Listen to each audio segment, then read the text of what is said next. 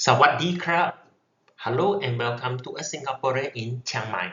After some contemplation, I decided to start this video series and share my experience settling into Thailand. Thailand has been the #1 spot for many people to either settle here or have a second home. The Farangs have been here for many years, but for Singaporeans, this interest is beginning to gather momentum. By the way, Farang literally means French, but it is generally used to refer to Ang Mohs. For the first two parts, I will talk about why Thailand, and in particular, Chiang Mai. I will run through some of the more popular locations in Thailand that foreigners prefer to settle into. I will cover only towns and cities, as most Singaporeans are still city people. No matter how much we like to stay out in the open country, we want accessible places to buy stuff. And not just some small mamak stores, but proper supermarkets and shopping malls. Believe me, I know. I am married to one. Having said that, as I go through the townships, do note that there are many beautiful places in the suburbs and outskirts, just 30 minutes to an hour away from the city centre. This is true for all towns in Thailand, with the exception of Bangkok. Coming from a well-manicured Singapore, where everything is laid out neatly and orderly, going to any neighbouring country is like a journey into the wilds. No offense to all my neighbours, each country has its own charm and beauty, and the idyllic and unsystemic nature just make the different countries all the more attractive. But for people born and bred in Singapore, who never have to worry about crime, whose streets are kept immaculately void of litter, and where one can travel to any part of the country without the need to own a car.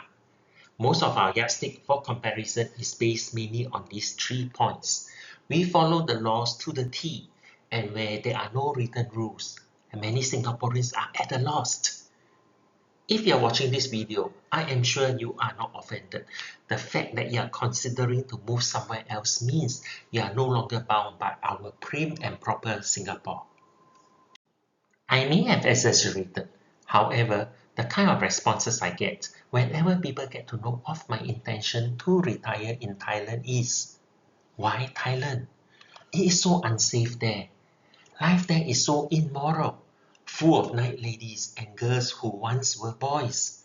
They will scam you of your savings. Are you sure you can adapt to the lower quality of life? How can you survive if you cannot speak the language? And the list goes on. I will not compare Thailand with other countries. I do not wish to offend our neighbors.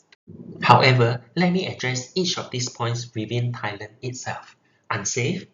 Outside of Singapore, it is the friendliest and safest country in the region. You can cycle, leave your bicycle unlocked, go into a shop, come out with your bicycle still there and intact. Not so in many other countries that I know. It is not called the land of smiles for no reason. Immoral? I find the street vendors very honest. They list their prices and are fixed. Even though they found out that you are not local, their prices do not change. I know some of you will retort that you have been tiok before. Tiok for non-Singaporeans means have bought things at high cutthroat prices. Those happens in tourist traps. You cannot compare your experience as a tourist with very limited time who must spend your dollar versus a person settling in like me. Scam? I know of many people being scammed in Singapore. I think scamming has crossed international borders and is everywhere. All I can say is that we must learn to be wise and discerning. Quality of life. Coming from pampered Singapore, some of you have certain expectations. However, for me, the cost of living more than offsets many things. To top it off, I can afford a nice car at a fraction of the cost in Singapore, and it is not limited to 10 years. I can afford a nice landed the size of a 5-room HDB at a fraction of a HDB. I think I am having better quality of life here. A friend described my decision as so that I can live like a king. And the language? Most can speak some English, and I am learning to speak spattering Thai. Yes, just use my time to Rianภาษา Thai. And when all else fails, Google Translate work wonders. I have yet to come across a Thai who cannot read Thai language. Even gardeners and street vendors can read Thai. When my wife and I first decided on Thailand, the immediate question is, which part of Thailand? There are 77 provinces in Thailand. Compare that to 11 in Peninsular Malaysia. Each province is bigger than the little red dot. Metro Bangkok alone is already bigger and more populated than Singapore. The green part is Bangkok. And the red dot is superimposed next to it for comparison. There's no way I can go through each of these provinces. I don't know most of them, and I cannot even pronounce their names properly. Fortunately, Thailand is also defined into 6 regions: Central, Eastern, Northeast, Northern, Western, and Southern. Let's start with the Southern region, and we slowly move our way up the regions. Southern Thailand. The most popular destination is Phuket. So popular that almost every other Singaporean had been there for vacation. The western beach is packed with hotels and very touristy. The eastern side of the island, facing Phang Bay, is less so. Most foreign residents either settle there or inland up the hill. The property market is booming there. New housing are being built at breakneck speed. Lots of foreigners are buying. Hence, do not expect it to be cheap. But there is an international airport, making it convenient to get in and out of Phuket. Another location is just north of Malaysia, Songkhla district, where both the town of Hat Yai and Songkhla sits. These towns are so near Malaysia border that they have lots of visitors south of the border year-round.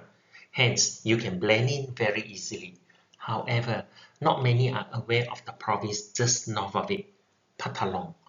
If you are after more idyllic lifestyle, this is where you can consider, with hills in the west and lots of greeneries all around. It is also opening up with more properties. This was the location where I was seriously considering. Hat Yai International Airport is 1.5 hours away by car. Alternatively, one can also choose to do a 15-hour drive across Peninsular Malaysia to Singapore, if for whatever reason air transport is not feasible. The foliage and climate is similar to Singapore. Well, there's a negative for me. Way too humid. Next, Western Thailand. There's only one town worth looking into, Hua Hin. Hua Hin is a small town with lots of foreign retirees. Most retirees either find a place up the hill west of Hua Hin or down south towards Pramburi. That's because the lowland near the beach area can be flood prone during the rainy season. Though not often, flooding occurs every 5 years or so. The airport is just north of Hua Hin in Cha Am district. Cha Am has a lot more farmland for those who prefer having a big garden with your own fruit trees, shrubs and herb plants. At the airport, you can catch a local taxi to town for around 200 baht. You cannot call Grab as they are not allowed to enter to pick up passengers. However, you can step out of the airport grounds. In just less than a minute, you're out on the main road. There's even a bus shelter right there that you can take shelter while taxiing for your Grab at half the price. Hua Hin Cha Am Pramburi is a great retiree place. Its beach faces the east and gives an unobstructed sunrise view. The opening picture of my video in this one is the sunrise of Hua Hin Beach. Despite being next to the sea, it is usually dry and not humid, meaning while hot, you don't get sticky like in Singapore. One major bummer is that the small airport is for domestic flights only. There are no flights to Bangkok as it is too close. You can catch a taxi to Bangkok for 2,000 baht. Allocate 5 hours or more if you are going back to Bangkok to catch a flight. The traffic as it nears Bangkok can be unpredictable. The next region is Central Thailand.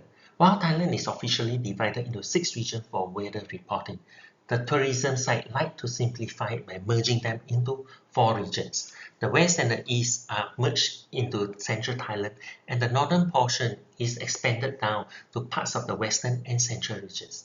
The first percentage shown are the number of visitors excluding Bangkok. Bangkok itself, it has an overwhelming number of visitors. It is touted as the city with the highest visitors in the world, not just the region, but the whole world. For the purpose of my sharing, I will stick to the official 6 regions. as weather can be important when it comes to choosing a place to settle into. Also, I will say that Bangkok is many times more metro than Singapore. So unless you want to leave the country but cling on to the metro lifestyle, stay in a small condo, moving around by train and love the crowd, noise and busy traffic, then Bangkok is your choice. From my tone, you know my preference is for slower pace of life and lush green spaces. Northeast of Bangkok is Khao Yai National Park. This is a popular weekend place to unwind for Bangkok residents. Khao Yai area is large and one can explore different sections each time you visit there. I did a 50 km North Face trail run there once, and that covered only a tiny fraction of the place. Khao Yai is more than a national park with beautiful nature. There are a number of classy homestays and mansions scattered across the foothills. They are down to earth normal houses as well. But prices of property there is not cheap as it is a tourist spot.